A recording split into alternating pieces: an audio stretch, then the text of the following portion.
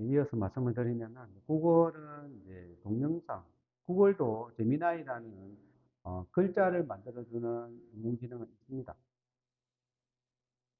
잘 아실 거라고 생각하고요. 제미나이 말고 이제 그림을 만들어주는 나노 바나나, 동영상을 만들어주는 베어3 이렇게 나와 있습니다. 아주 쓸만한데 많이 사용해 보지 않았으면 잘 모르겠습니다. 두 번째 주제는 뭐냐면 두 번째가 있고 다음 주제는 바이브 코딩입니다. 바이브는 그냥 기존의 논리 기반의 규칙이 엄격하고 질서 정연한 사고 과정을 통해 코드를 작성하던 정통적 개발과는 달리 느낌 위주로 어느 모델에게 요청하여 코드를 작성하는 개발 방법 이렇게 되어 있는데요. 간단하게 말하면 그냥 개발을 모르는 사람이 자연으로만 코드를 작성하는 거 이렇게 하는 거예요. 나의 홈페이지를 만들어줘. 그 홈페이지 안에는 어, 나의 이름 내 사진 한 장 넣고 이렇게 만들어줘라고 글자로 치주는 거예요. 그러면 실제로 만들어줍니다. 네, 그런 거는 가능은 한데 굉장히 간단한 정도 수준의 개발이고요. 제대로 하려면은 요거는 아니겠죠. AI 페어 프로그램, AI하고 쌍이 되어서 프로그램 하는 거예요. 개발자가 설계 및 코드 품질 검토를 담당하며 어느 모델을, 이건 LLM이죠. LLM이 동료 직원처럼 대하며 코드를 작성하는 거예요. 그래서 어, 인공지능이 코딩을 한다면 이 코딩을 어, 제일 처음에 설계는 사람이 하고요. 이걸 시키면은 코딩은 LLM이 하고 LLM은 다시 사람한테 보여줘서 사람이 다시 품질을 검토하게 되는 이런 과정을, 순환의 과정을 거치면서 프로그램이 완성되는 거예요. 그래도 이 정도도 하려면 굉장히 수준 높은 코딩 능력이 있어야 됩니다. 그래서 아직까지는 코딩이 컴퓨터로 해준다는 생각은 지금은 안 돼요. 앞으로 될 것, 많이 발전할 거고 될 것 같긴 한데 그거는 언제일지 모르는 거고 지금은 안 됩니다. 그럼에도 불구하고 지금 미국의 빅테크 기업들이 지금 프로그래머들을 뭡니까? 해고를 하고 있죠. 그래서 프로그래머가 인공지능을 만들었더니만 제일 먼저 타격을 받은 건 역시 프로그래머였어요. 이렇게 된 사연입니다. 그래서 바이브 코딩은 여러 가지 프로그램이 있는데요. 대표적인 게 커서예요. 그다음에 윈드서퍼. 윈드서퍼는 마이크로소프트사에서 나온 거고요. 커서 AI는 커서 거고요. 이런 것들은 이제 클로드 코드나 이런 것들은 ID 통합형 코딩 에이전트입니다. 이건 무슨 말이냐면 개발 환경 통합형이에요. 두 번째는 제미나이 CLI. CLI는 커맨드 라인 인터페이스, 즉 명령어를 치듯이 넣어주면 얘가 이해해서 구현을 해준다는 거예요. 그 다음에 클로드 코드. 그 다음에 클로드 코드는 클로드에서 만든 거고요. 엔트로픽에서 만든 거고요. 코덱스는 GPT, 오픈 AI에서 만든 거예요. 그래서 코덱스 CLI 등의 CLI 기반 코드가 있습니다. 요거 하면 제가 몇 개 써봤는데 굉장히 편하고 좋아요. 근데 아직까지는 깊이 있는 프로그래밍을 하기에는 좀 역부족이다라는 생각은 들고, 그것보다는 프로그래밍 능력이 있으면서 기획을 잘해서 컴퓨터한테 잘 시켜야 된다. 그런 생각이 좀 더 크게 들어요. 그래서 좋은 결과물을 만들고 싶으면 그에 대한 그 분야에 대한 지식을 많이 쌓고 그다음에 얘들을 어떻게 일을 시켜야 되는지 일을 시키는 방법을 공부를 많이 해야 돼요.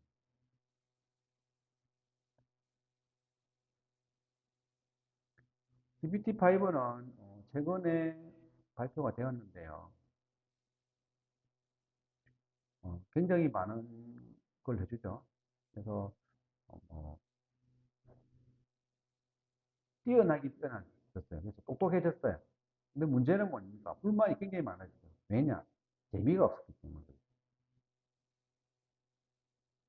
그래서 위안을 받거나 농담 따먹기, 영어 회화 연습 뭐 이런 것들로 했었는데 그냥 멍청해진 게 아니에요. 그냥 답변을 딱딱하게 그냥 그렇게 해주니까 성의 없어 보이고 재미없어 보이니까 그랬던 거예요.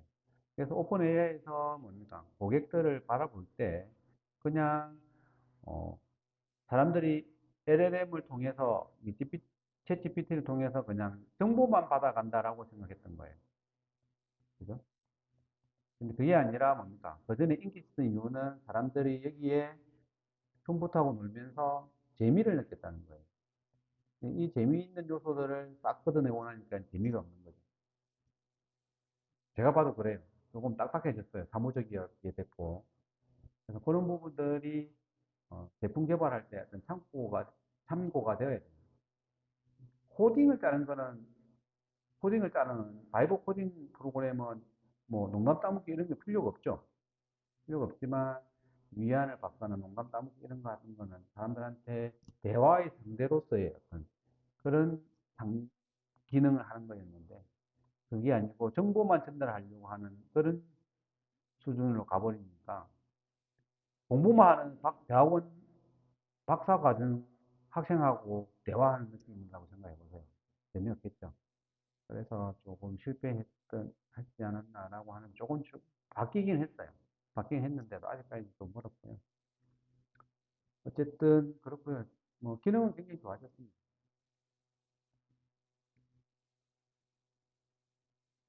이제 어, 브라우저가 나오는데요. 브라우저는 우리가 인터넷 월드에 들어가는 그 창구 역할을 하죠. 그래서 포탈이라고도 할 수 있는데요. 창구 여기를 통해서 들어가다 보니까 여기 들어가면은 여기 한 구멍으로 들어가면 여기에 엄청난 세상이 있으니까 이 들어가는 구멍을 바꾸려고 하지 않아요. 그래서 먼저 선점하는 사람이 굉장히 유리한 시장이 돼요. 근데 왜 이걸 선점하려고 하느냐? 이거는 뭐냐면 광고와 관련이 있어요. 광고는 뭡니까? 결국엔 돈이잖아요. 그래서 돈을 벌기 위해서는 광고를 노출할 수 있어야 되고, 광고를 노출하기 위해서 가장 좋은 방법은 브라우저를 선점하는 거예요.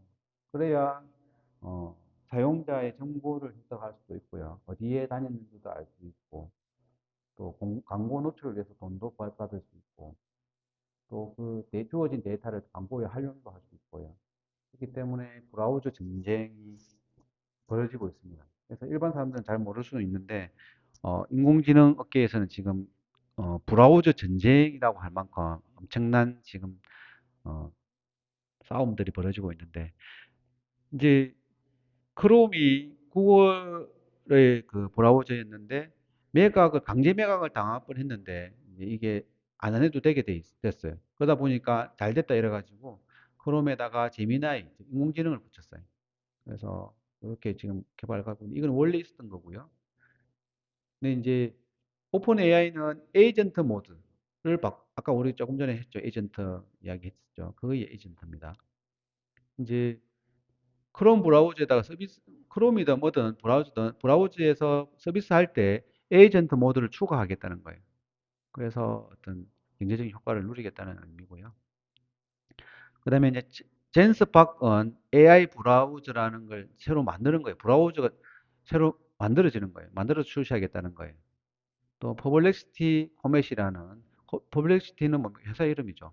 그래서 코멧이라는 브라우저를 만들어서 또 출시하겠다고 하고요. 여기 말고도 제가 기억이 안 나는데 몇 개 더 있습니다. 그래서 브라우저 전쟁이 벌어지고 있는 중이에요.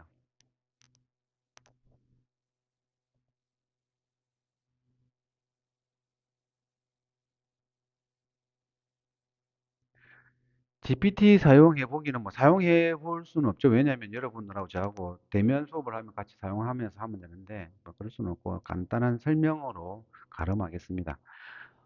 GPT 3.5는 2021년에 나왔는데 이게 파라미터 수가 중요합니다. 파라미터 수가 어, 1750억 개, 그죠? 그런데 뭡니까? 여기에는 좀 적었겠죠. 근데 많이 넣을수록 좋다고 느껴지니까 거의 뭐 5배 수준의, 그죠? 5배 이상 크게 1조 개를 집어넣었죠. 그죠? 그럼 5는 도대체 몇 개 넣었을까요? 뭐 상상도 못 하겠는데 어쨌든 그렇게 많이 넣으면 많이 넣을수록 뭡니까? 성능이 좋아지는 거예요. 그래서 뭐 장발적이라는 표현을 쓰던데 많이 넣으면 많이 넣을수록 뭡니까? 발산의 그 크기가 커진다는 거예요. 그러면서 이제 답변이 가능한 토건 수가 3,000개, 3,000개면 최대 말할 수 있는 ABC, 그러니까 글로서 표현할 수 있는 게 ABC가 3,000개라는 뜻이에요. 3,000개면 뭐 얼마쯤 되겠나요? 그런데 이제 GPT-4로 가면서 뭐 8배 정도 늘려버렸죠. 지금은 거의 뭐 책 수준으로 만들 수도 있다는 의미로 지금 받아들는데 일단 GPT 3.5에서 뭡니까? 환각 현상도 좀 많이 있었어요. 그러니까 뭐 최종 대왕이 맥북을 던졌다는 이야기가 나올 수가 있었던 거죠. 근데 이제는 환각 현상이 굉장히 많이 줄었습니다. 지금은 5에서는 환각 현상이 거의 없다고 할 정도로 굉장히 많이 줄었어요.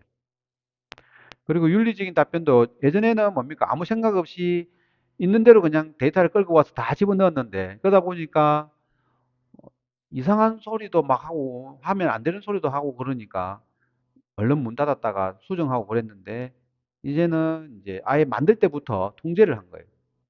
그래서 걸러낼 건 걸러내고 이런 질문이 들어오면 대답하지 마 이런 것까지 다 집어넣어서 학습을 시킨 거예요.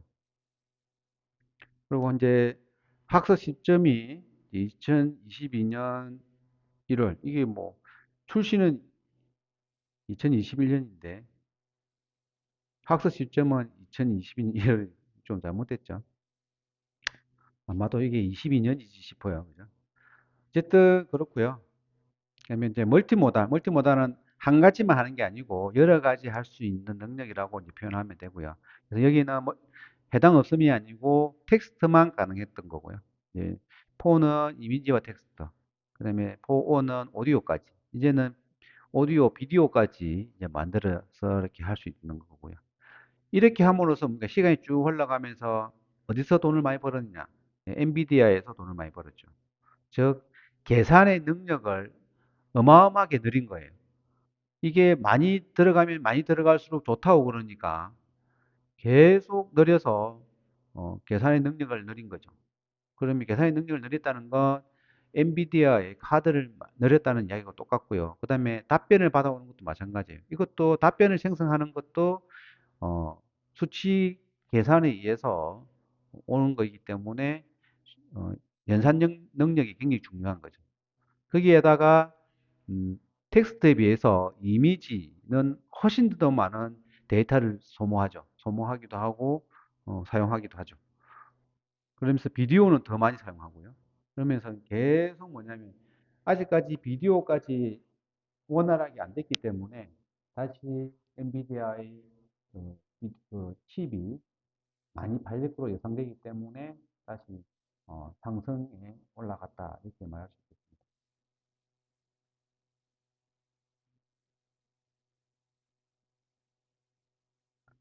그래서 인공지능의 시대라고 할 만큼 됐습니다. 그죠? 트랜스포머가 구글에서 했는데, 구글에서 발표했는데 이걸 오픈 AI가 얼른 집어가가지고 적용해 보니까 잘 되거든요.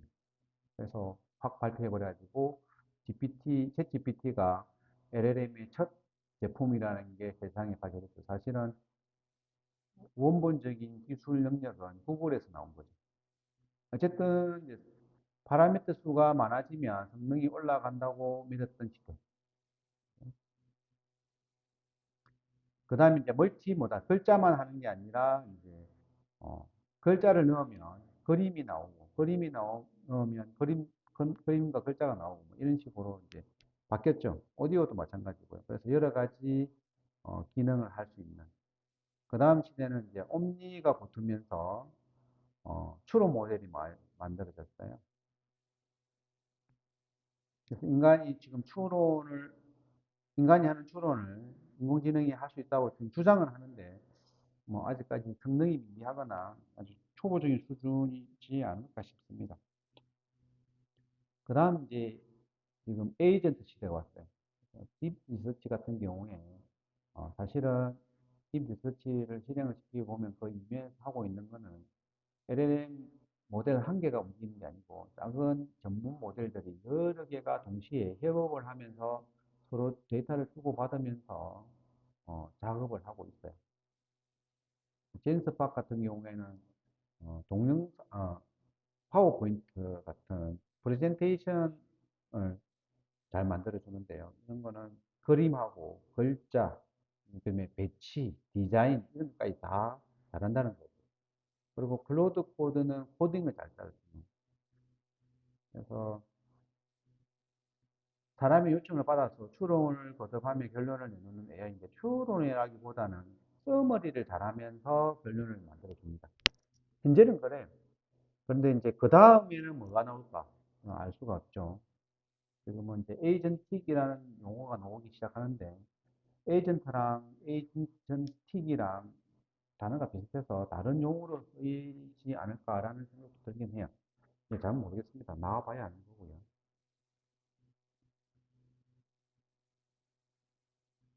유료, 챗GPT는 유료를 쓰려면은 달에 $20, 그다음에 월에 $200짜리 이렇게 쓸 수 있는데, 제가 $200짜리를 쓰고는 있는데, 그렇게 많이 쓸 일이 없어요.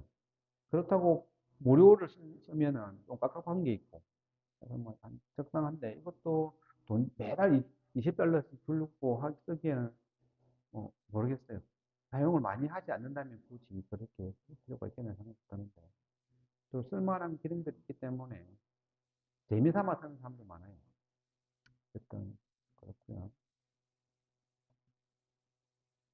GPT에는 에게는 질문을 잘해야 됩니다. 질문을 잘해야 답이 잘 나와요. 그래서 이제 GPT한테 너를 어떻게 쓰면 좋고 물어보면 나는 이런 거 잘해. 이런 거로 쓰면 돼. 이렇게 답을 해준다는 거예요. GPT를 공손하게 대해야 하나요? 절대 공손하게 대할 필요는 없습니다. GPT는 그냥 어, 교수 입장에서는 대학원생들한테 시키는 듯이 학생들은 동생한테 시키는 듯이 시켜도 돼요. 그게 좀 적당할 것 같아요.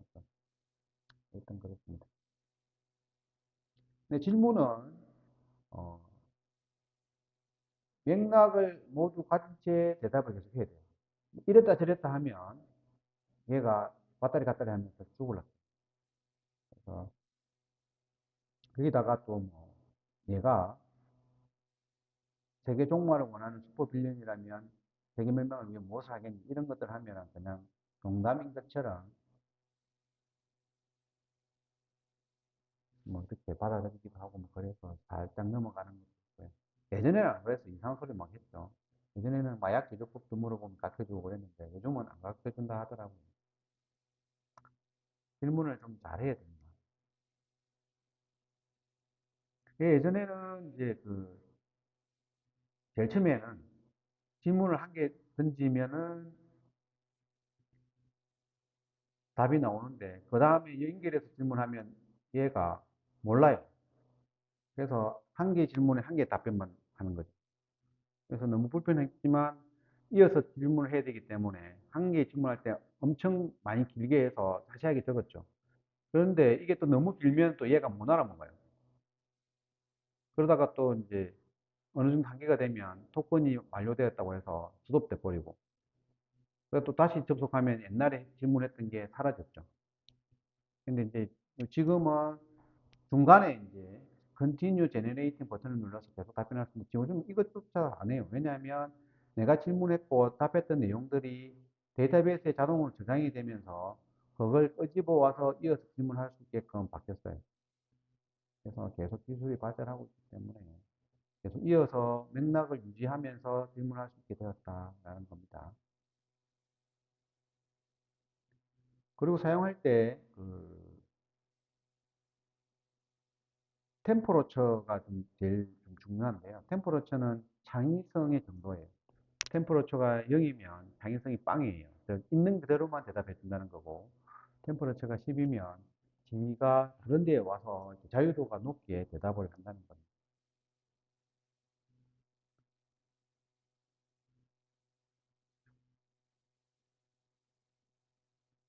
프랑크푸르트 엔지니어링은 이제는 프랑크푸르트 엔지니어가 되겠다는 사람은 이제 없겠죠. 한때는 프랑크푸르트 엔지니어링이 중요하며 프랑크푸르트 엔지니어가 직업으로 될 거다 뭐 이런 이야기도 했었는데 이제는 의미가 없고요.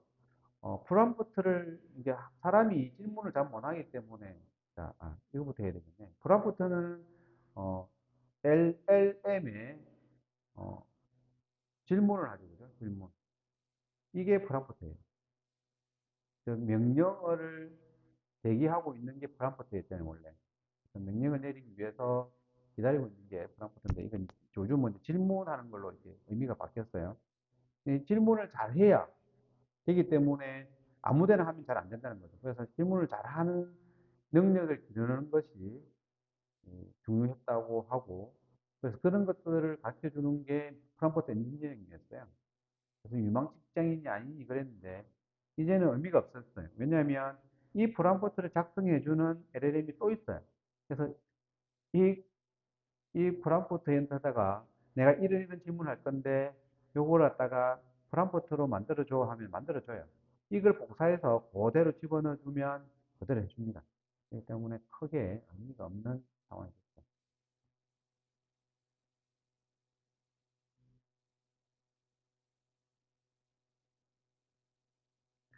프롬프팅을 이렇게, 그래도 어쨌든 매번 기계한테 프롬프팅을 하는 게 귀찮으니까 사람이 이제 어느 정도 놓고 말긴 하는데요. 그럼 프롬프팅을 잘해야 되는데, 프롬프팅을 잘한다는 게 무슨 의미냐? 이거는 뭐냐면, 컴퓨터랑 대화를 잘한다는 뜻이에요. 사람하고 사람하고의 대화는 일상적으로 일어나지만, 그 주어진 상황이나 맥락 속에서 주고받는 게 굉장히 많아요.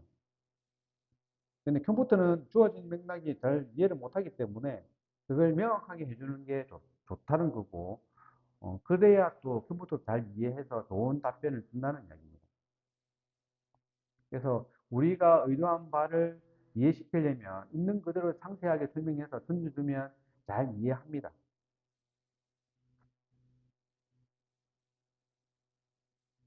그래서 어떻게 프롬프트를 만들어 줘야 되냐.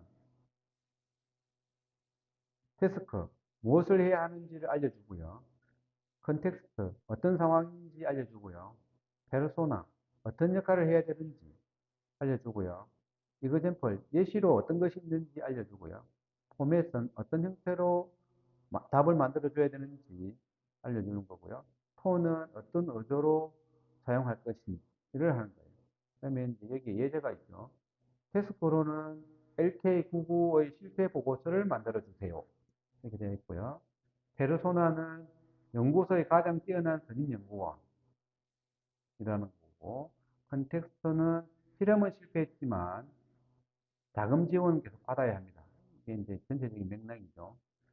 그래서 얘는 다음번에는 특정 물질을 첨가해 초준 도성을 유도할 가능성이 있어. 이렇게 만든. 이건 예는 아니죠. 예가 주어졌습니다. 포맷은 도입, 요, 요약, 도입, 배경, 실패의 원인, 기술적인 필요사항, 앞으로의 로드맵, 결론, 이런 순서대로 어, 보고서를 만들어 달라 하고, 톤은 전문 용어를 섞어서 전문가의 느낌이 나도록 해달라. 이렇게 시키면 잘 해준다는 거예요. 네, 다음 페이지에 예제가 있으니까 보시죠. 그래서 예전에는 LK99의 실패를 보고하는 보고서를 작성해서 보면 이게 범위가 너무 넓잖아요. LK99도 정확하게 모르겠고 실패를 보고하는 보고서 작성이니까 지 마음대로 이렇게 범위가 뭐 이렇게 되겠죠. 그죠? 그래서 막 많은 텍스트를 가져갖고 중구난방으로 쓰겠지만 이렇게 해주면은 이게 범위를 딱 줄여준다는 거예요. 내가 원하는 범위. 그래서 안에 중간에 이런 상온, 상압, 초전도 물질이 LK99라는 것도 알려주고요. 이런 정보를 이런 것들을 통해서 또 뭡니까? 얘가 가지고 있는 정보랑 연결해서 사용할 수 있는 단어도 가져오고, 이렇게 해서 아주 상세하게 적어주죠. 이렇게 하면 보고서를 잘 적어준다는 거예요.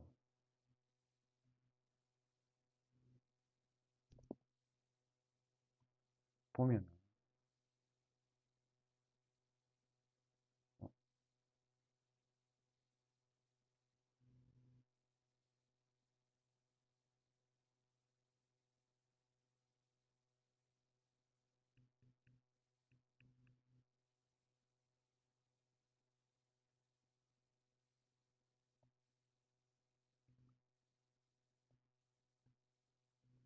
죄송합니다. 원래 페이지에 나와야 되는데 안 나오네. 그래서 뭐 어, 잘 안 되면 스무고개식으로 질문을 하면 순서대로. 그런데 하면서 맥락을 잘 이어나가야 됩니다. 이랬다 저랬다 하면 컴퓨터가 인공지능이 헷갈려가지고 이상한 보고서를 만들 수가 있다는 거죠. 그 다음, 이런 이야기도 있어요. 인공지능 가스라이팅 시키면, 다그치거나 회유하는 어조를 사용해 답변 결과의 품질을 높일 수 있다는 연구 결과가 있습니다. 그래서 협박하고 뭐 도발하거나 뭐 이렇게 하면 잘한다는 거예요. 니 딥시커는 잘하던데, 챗GPT는 왜 못해? 이렇게 하면은, 그래요. 이러면서 잘하는 그런 연구 결과가 있다는 거지. 무조건 잘해야 된다는 건 아니고요. 근데 이제 거꾸로 미안해하거나 고마워하는 등의 저자세를 취하거나 높임말을 쓰거나 하면 또 알로 보는 게 있어요. 왜냐하면 분명히 높임말 쓴 문서를 읽었을 거고 높임말을 당하면 자기가 위라고 판단하는 어떤 그런 경향들이 있을 거예요. 얘가 사람은 아니지만 그런 경향을 가지게 돼버리면 또 아래 사람 대하듯이 보고서를 써주기 때문에 좋지 않다는 얘기죠.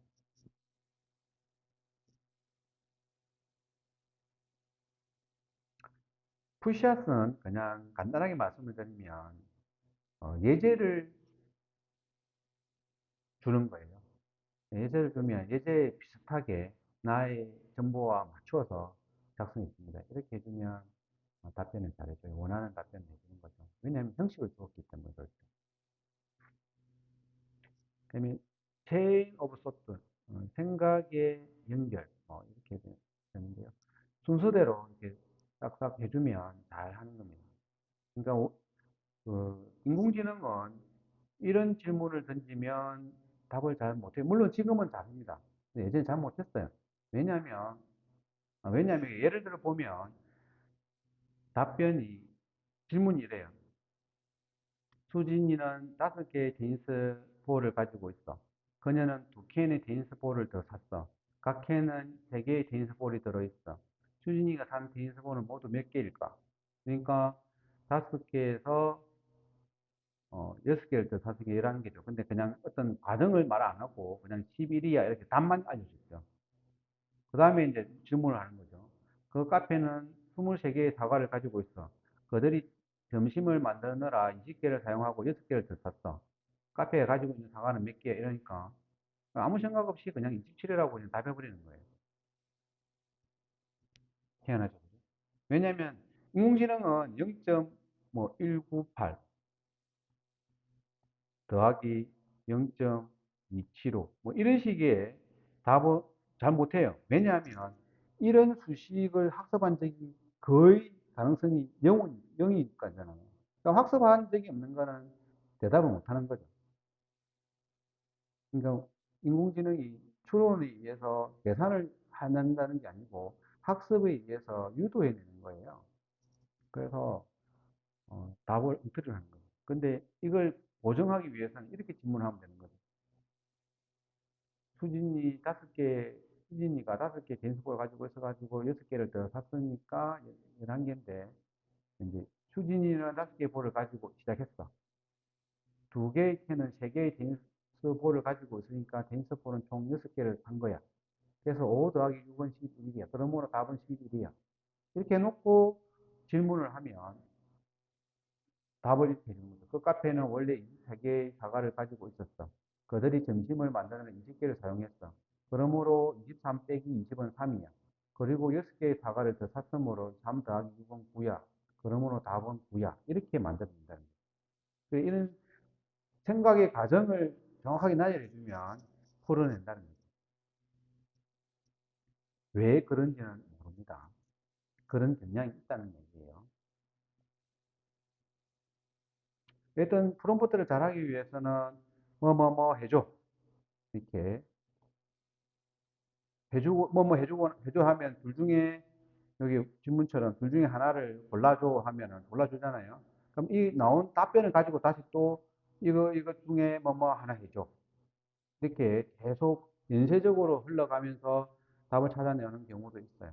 이게 이제 우리가 원하는 결과 찾아내는 거죠. 안 그러면 그냥 아예 네가 다 만들어줘. 프롬프트를 만들어줘. 이렇게 해버리는 것도 하나의 방법입니다.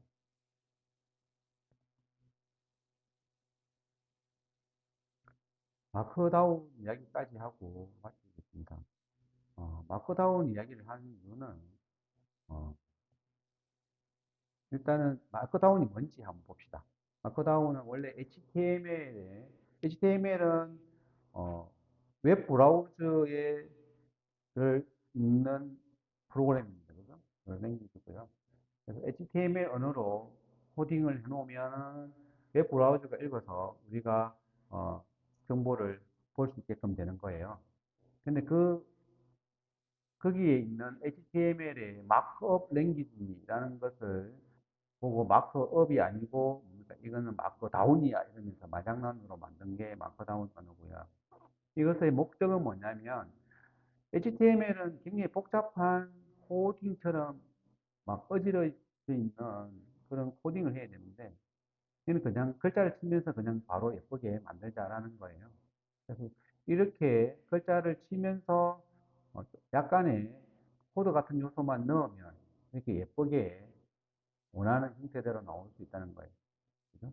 그래서 여기에 샵 하면 샵이 이 글자 크기입니다. 샵 두 개 하면 이 정도니까 세 개 하면 조금 작아요. 조금 작게 해주고요. 그다음에 S나 물결표를 하면은 이렇게 스트라이크 마크를 해주죠. 그리고 별별 하면은 볼드체를 처리해줍니다. 정도로. 또는 어, 점 1 이렇게 하면 그냥 리스트로 바로 만들어주고요. 그다음에 요거처럼 하면은 이렇게 체크박스 이렇게 만들어 줄 수가 있어요. 이렇게 좀 많습니다. 근데 이런 것들이 어디에서 있느냐? 생각보다 많은 곳에서 쓰이고 있어요. 이걸 쓸 수 있는, 그러니까 작성할 수 있는 곳은 지금 메모장. 예전에는 플레인 텍스트라고 해서 메모장이 이런 것들을 지원하지 않았는데, 이제는 지원하고 있습니다. 그리고 이제 디스코드, 슬랙, 노션, 깃허브, 옵시디언, 로그스캔스, 그 다음에 챗GPT, 스택 에디터, 조플린 이런 데에서 계속 사용하고 있기 때문에 이제 아마도 굉장히 대세적인 표현 방식이 될 거예요. 여러분들이 어, 알고 있으면 좋겠다 싶어서 하게 되는 거고요. 또 사용하게 되시게 될 겁니다.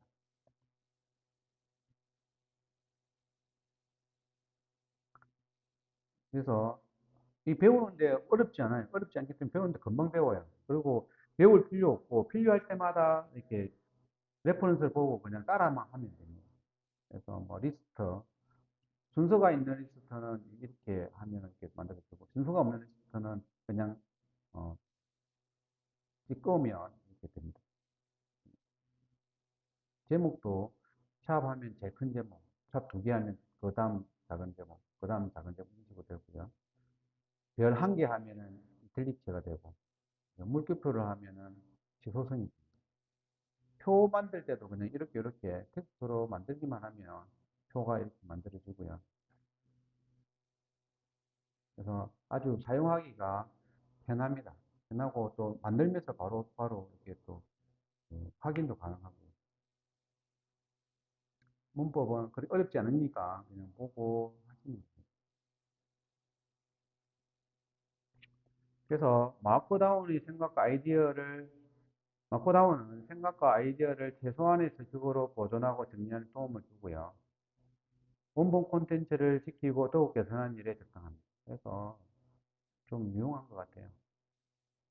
제일 큰 거, 챗GPT와 같은 대부분의 거대 언어 모델 역시 마크다운 호환 형식으로 답변하며 마크다운을 읽고 쓰는 데 능숙합니다.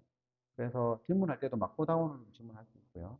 답변도 마크다운으로 답변을 받습니다, 지금.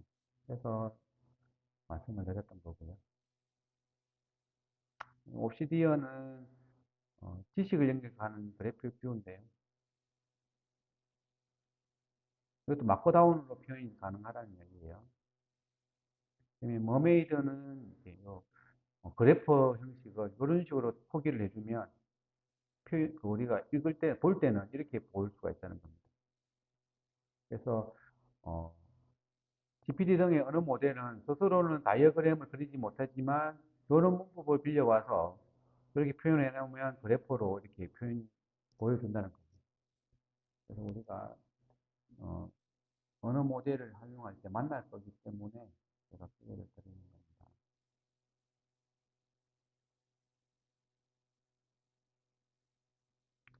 지금 체크해 봐야 될 AI 도구들은 실제 수업하면서 진행하는